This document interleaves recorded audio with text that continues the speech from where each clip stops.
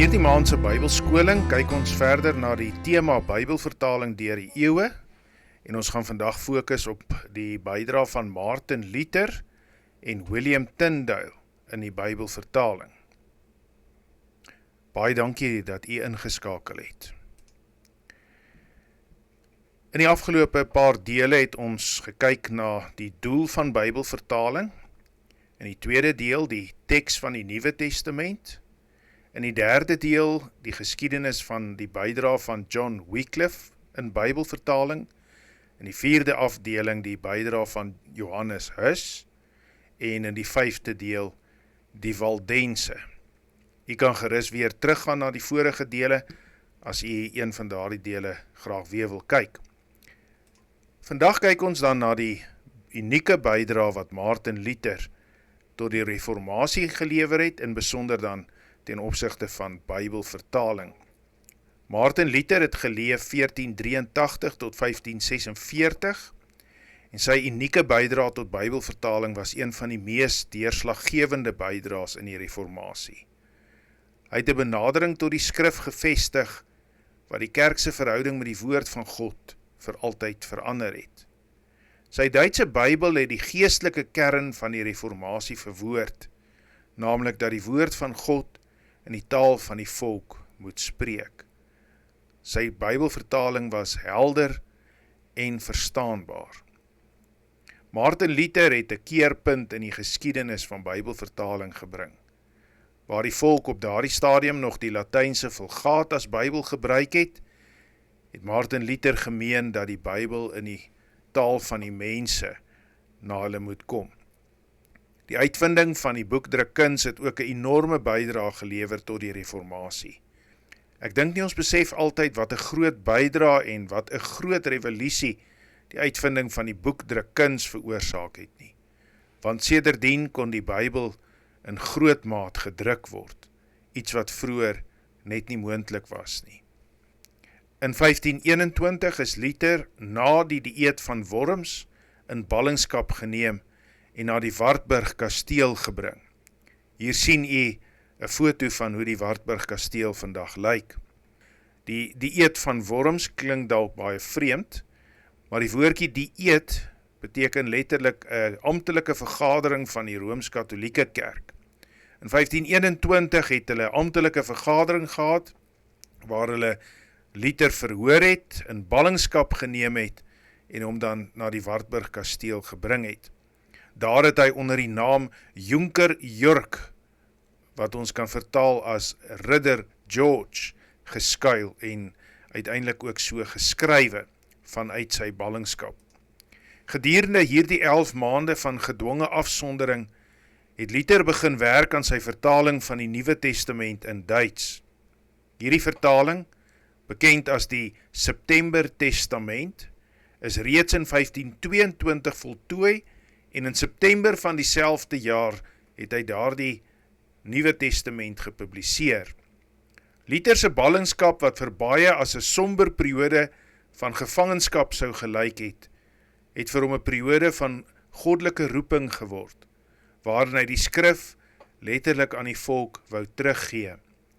Hy het hier dan teruggekeer na die ou beginsel van ad fontes, terug na die bronne toe, deur vir die eerste keer Griekse en Hebreëse tekste te gebruik om die Bybel in Duits te vertaal, iets wat op daardie stadium nie algemeen gedoen was nie.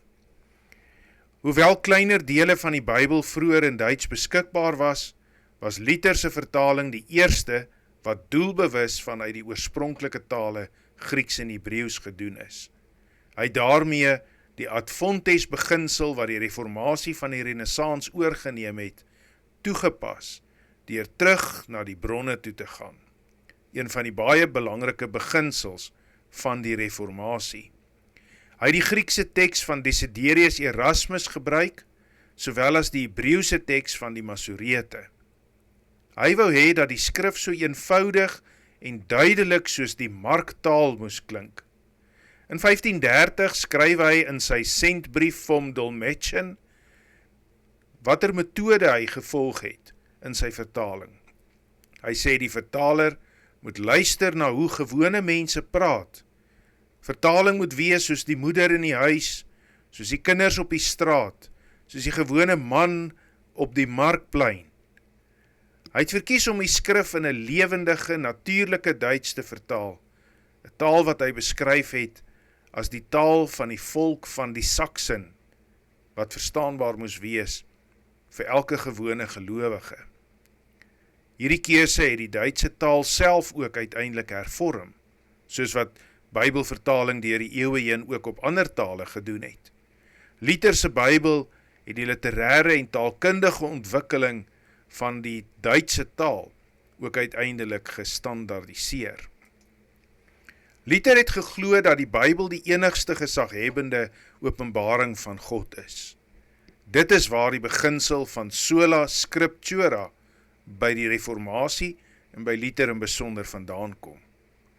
Ons haal vandag graag hierdie frase aan in verwysings oor die skrif, maar is belangrik om te let hoe Luther die frase sola scriptura gebruik het. Vir hom was hierdie skrif alleen onafskeibaar van die frase lingua populi. Dit is die skrif alleen in die taal van die mense. Een van Luther se bekendste vertaalbeginsels was dat hy nie woord vir woord die Bybel vertaal het nie, maar die betekenis van die Bybel vertaal het. Hy was oortuig dat die doel van vertaling nie was om 'n meganiese, geforseerde, direkte woord vir woord vertaling te probeer vind nie, maar om die betekenis oor te dra, soos die oorspronklike skrywers dit bedoel het. Hierdie benadering het hom soms beskuldigings van parafrasering besorg, maar Luther het volgehou dat getrouheid aan die woord nie beteken om die grammatika of die teks net so oor te kopieer nie, maar om die boodskap daarvan lewend te maak. Op hierdie manier het Luther ook vir ons dan die grondslag vir reformatoriese vertalings gelê. Soos in sy teologie, het Luther dikwels maar sy eie kop gevolg met Bybelvertaling. 'n bekende voorbeeld hiervan is sy vertaling van Romeine 3 vers 28, waar hy die woord allein of alleen in Afrikaans bygevoeg het. So halten wir nun dafür, dass der Mensch gerecht werde, ohne des Gesetzes Werke, allein durch den Glauben. Of ons neem dus aan dat die mens geregverdig word deur die geloof alleen, sonder die werke van die wet. Nou die woordjie alleen kom nie hier in die Griekse teks voor nie, maar Luther het dit bygevoeg omdat hy geglo het, dit verwoord Paulus se bedoeling beter, dat die mens geregverdig word deur geloof alleen, die bekende sola fide van die reformatie. Sy verdediging was typies reformatories. Hy het gesê, ek het nie slegs op die aard van die tale gesteun of het gevolg toe ek die woord allein of alleen in Romeine 3 ingevoeg het nie. Die teks self en Paulus se bedoeling vereis dit en dring daarop aan. Hierdie beginsel, om die betekenis eerder as die letter te vertaal, sou later dan ook in moderne vertaalteorieë gevolg word. Luther se Bybel het onmiddellik 'n reuse impak gehad. Die September Testament, wat in 1522 gepubliseer is, het binne 2 maande meer as 5000 kopieë verkoop en talle herdrukke het gevolg. Sy volledige Duitse Bybel, wat die Ou Testament ingesluit het, is in 1534 gepubliseer. Luther het dit tot by sy dood in 1546 hersien en verfyn met die standaard uitgawe wat in 1545 verskyn het. Hy het selfs 'n voorwoord geskryf waarin hy beklemtoon het dat die Bybel 'n boek vir die huisgesin is, waarin vaders en moeders hulle kinders in die geloof moet onderrig. Luther se vertaalwerk het die Bybel teruggegee aan die mense en daarmee die kerk self hervorm. Hy het nie alleen die Bybel vir die volk vertaal nie, maar die volk is uiteindelik deur die Bybel gemaak. Luther se Duitse Bybel het verrykende gevolge gehad. Taalkundig het dit 'n eenvormige Duitse geskrewe taal geskep in 'n tyd toe vele dialekte die land verdeel het. Teologies het dit die beginsel gevestig dat elke gelowige die skrif direk kan lees en kan verstaan, sonder dat hulle 'n priester nodig het om dit te verduidelik. Geestelik het hy die grondslag gelê vir 'n nuwe geloofskultuur, waarin die Bybel die middelpunt van aanbidding en lering geword het. Sy vertaalwerk het ook die pad voorberei vir latere Bybelvertalings in ander Europese tale. Die Engelse Tyndale Bybel en uiteindelik die King James Version het baie sterk ook op die voorbereidingswerk van Luther gesteun. Luther het tot en met sy dood in 1546 sy vertaling hersien, steeds besig om te verbeter en te verfyn. Sy laaste hersiening in 1545 is tot vandag toe in Duitsland as 'n nasionale erfstuk wat die taal, die teologie en die denke van die Duitse volk gevorm het. Ons kyk vervolgens dan ook na die bydra van William Tyndale in Bybelvertaling. William Tyndale in 1494 tot 1536 was moontlik een van die mees invloedryke figure in die geskiedenis van Bybelvertaling. Hy was 7 tale magtig. Hy het Hebreeus, Grieks en Latyn baie goed geken. Waar Martin Luther die woord van God in Duits vertaal het, het Tyndale dit in Engels gedoen. Tyndale se strewe was om die Bybel in die taal van sy mense te laat hoor. Hy was sterk missionêr of op sending ingestel en wou hê dat gewone mense die Bybel beter moes ken as enige Rooms-Katolieke priester. Tyndale was deurdrenk met die gees van die reformatie. Hy het geglo dat die skrif self die hoogste gesag is en dat geloof nie deur die kerk bemiddel word, soos die Rooms-Katolieke kerk geleer het nie, maar deur die woord van God, wat verstaanbaar aan die mense bekend gemaak moet word. Hy het geglo dat werklike reformatie nie bereik kan word solank die mense die Bybel in 'n vreemde taal moet lees en hoor nie. Hierdie oortuiging het hom gebring tot 'n lewensdoel wat hy vir homself gestel het, naamlik om die Bybel in suiwer, verstaanbare Engels te vertaal en dat dit direk uit die oorspronklike tale gedoen moes word. Daar word vertel toe 'n priester om een keer in 'n debat teëgestaan het en sê dat dit beter is om sonder God se wet te wees as sonder die paus se wet, dink jou dit in, het Tyndale blykbaar geantwoord: as die Here my spaar, dan sal ek graag wil hê dat 'n seun wat ploeg die Bybel beter moet ken as wat jy die Bybel ken. Tyndale het gereken dat die Bybel aan alle mense moet behoort, en daarom het hy begin met 'n vertaling van die Bybel uit die Griekse grondteks. In 1526 het Tyndale se vertaling van die Nuwe Testament verskyn, en dit was die eerste Engelse vertaling van die Nuwe Testament wat direk uit die Griekse grondteks gemaak is. Hierdie was 'n merkwaardige prestasie in 'n tyd toe Grieks nog relatief min in Engeland bestudeer is en daar nie baie was wat die taal kon lees of hulle daaraan gesteer het nie. Die taalgebruik in sy Bybelvertaling was alledaags en verstaanbaar.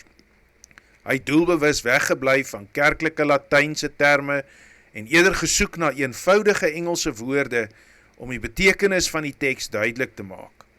Hy het veral in sy vertaling doelbewuste keuses gemaak om weg te bly van sekere woorde wat algemeen in die Rooms-Katolieke kerk dikwels misbruik was. Hy het byvoorbeeld eerder 'n woord gebruik soos congregation in plaas van church, om 'n onderskeid te tref tussen die plaaslike kerk of gemeente en die Rooms-Katolieke kerk. Hy het die woord repent in plaas van do penance, soos dit in die Vulgaat of die Latynse vertaling gebruik is, verkies. Do penance verwys natuurlik vir die Rooms-Katolieke kerk na die biegstelsel, waar mense by 'n priester moet gaan bieg. Vir Tyndale was die woord eerder repent, kom tot bekering en maak jou sake voor die Here uit. Hy het ook die woord love in plaas van charity gekies. Charity was 'n woord wat die Rooms-Katolieke kerk vanuit die Vulgaat dikwels gebruik het om mense aan te moedig om goed te doen aan ander mense. Tyndale het egter gereken, goed doen sonder liefde beteken niks, en daarom moet die woord met love, liefde, vertaal word. Tyndale het dus nie net die teks vertaal nie, maar ook die teologie van die reformatie ingewerk in die Engelse geloofstaal, sodat mense deur die lees van die Bybel vertroud kon raak met die taal van die reformatie. Tyndale se Engelse vertaling van die Nuwe Testament is kort na publikasie in 1526 verban deur die Romeinse owerhede en die Engelse koning Henry die 8ste. U sien hier 'n voorstelling van Henry die 8ste.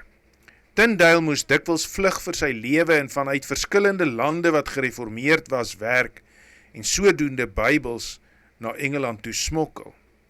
Hy het meestal vanuit Duitsland en Antwerpen gewerk en sy Bybels is dan deur sy volgelinge na Engeland toe geneem.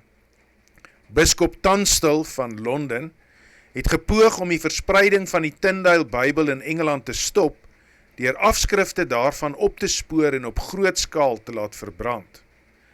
Ironies genoeg het hy met die finansiële steun van kardinaal Wolsey, wat die geld voorgeskiet het, sodat hierdie Bybels opgekoop kan word, begin om die Bybelvertalings van Tyndale op te koop met die idee om dit te vernietig. Min het hy geweet, dat hy onbedoeld finansiële steun gegee het aan die herdrukte uitgawes en dat dit gelei het tot die verspreiding van die Bybel van Tyndale. Die geld wat deur hierdie poging verkry is deur Tyndale se ondersteuners gebruik om nog meer Bybels te druk en die vertaalprojek verder te finansier.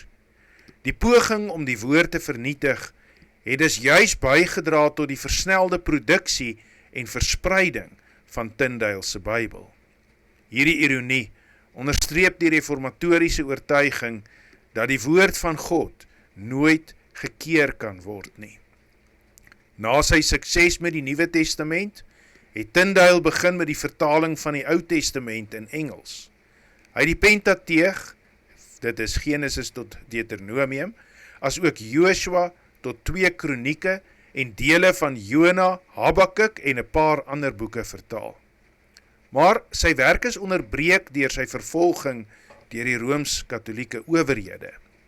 In 1535 is hy in Antwerpen verraai, gevange geneem en vir meer as 'n jaar aangehou terwyl hy verhoor is deur die Roomse Inkwisisie. Op 6 Oktober 1536 is William Tyndale tereggestel toe hulle hom verwrig het en daarna op die brandstapel verbrand het. Sy laaste woorde was, Lord, open the King of England's eyes. Binne 3 jaar sou daardie gebed beantwoord word, toe die Here Henry die 8ste sy oë geopen het, en die Great Bible in 1539 deur hom goedgekeur word. Dit is die eerste amptelike Engelse Bybelvertaling, aangesien Tyndale se vertaling nooit as amptelike vertaling beskou was nie. Die Great Bible van 1539 was egter op Tyndale se Bybelvertaling gebaseer. Hoewel Tyndale nie die hele Bybel kon voltooi voordat hy tereggestel is nie, was sy invloed op Bybelvertaling ongeëwenaard. Toe die King James Version in 1611 uiteindelik verskyn, is daar na raming tot 80% van Tyndale se sinne en sy taalstrukture oorgeneem, veral in die Nuwe Testament en die boeke wat hy van die Ou Testament voltooi het. Tyndale het dus 'n reuse bydrae gelewer tot Bybelvertaling. Uiteindelik was hy ook die invloed op die King James Version. Tyndale was die argitek van Engelse Bybelvertaling. Sy werk het die Engelse taal gevorm, die protestantse leer en liturgie onherroepelik beïnvloed en generasies van Bybelgebruikers toegerus met 'n helder Bybelvertaling, 'n weergawe van God se woord. Tyndale het die Bybelvertaling beskou as 'n geestelike oorlog teen onkunde, wettisisme en kerklike onderdrukking. Hy het die woord van God oopgebreek vir 'n volk wat vir eeue in duisternis gewandel het. Sy dood, hoewel tragies, was nie die einde van sy bediening nie.